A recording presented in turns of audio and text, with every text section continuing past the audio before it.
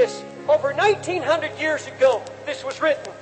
Romans 13, 11 and 12. Knowing the time, that now it is high time to awake out of sleep. For now is our salvation nearer than when we first believed. The night's far spent. The day is at hand. Let us therefore cast off the works of darkness. Get rid of those idols. And let us put on the armor of light. If 1900 years ago, or the night's far spent, the day's at hand, the new day, how much more now?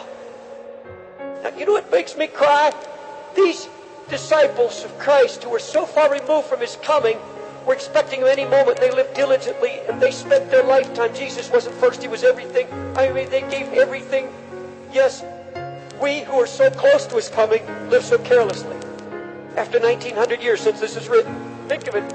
If it's time to awake then, what time is it now? What time is it now? I don't know what God's going to have to do. I don't know what God has to do to this city. I don't know what He has to do to every city. I don't know what He has to do to the church. But He said it's a fearful thing to fall in the hands of a living God. And He's talking to the church.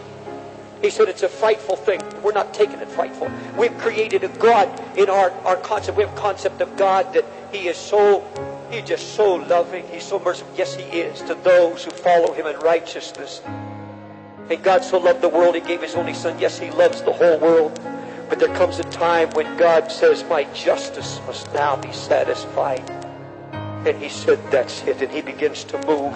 And folks, we're not hearing it. We're not hearing. I'm saying it, but you're not hearing it. And only the Holy Ghost can make it real. It's all over.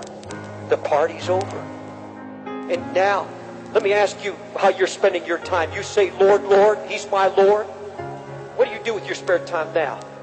But you say, Brother Dave, I'm a housewife. And all God expects of me as a Christian housewife is to have a home where there's comfort and where there's peace. Do you mean I'm expected to carry the burden of the Lord? I'm expected to weep between the porch and the altar too? Yes. Yes. You say, I've done my part. No. I'm saying that we haven't done our part. I'm saying that we've not taken His yoke. We have not wanted His halter. Some of you put in an 8-hour day on your job. And when you walk out of that job, you say, I've done my part. I'm hoping there's nobody works who feels after the job, it's all over. And I'm going to tell you something right now. He's going to move in His fury and His wrath. Because He said, you're living a lie.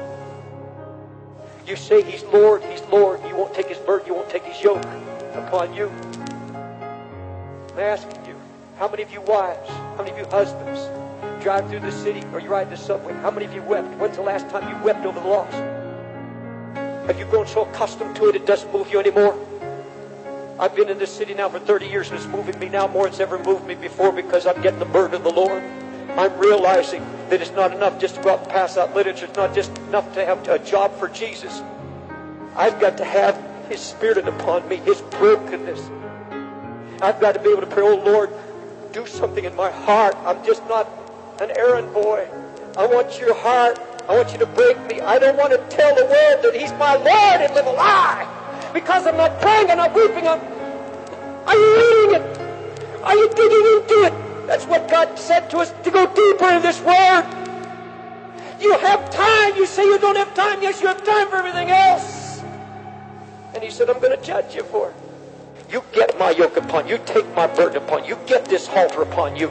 You walk with me.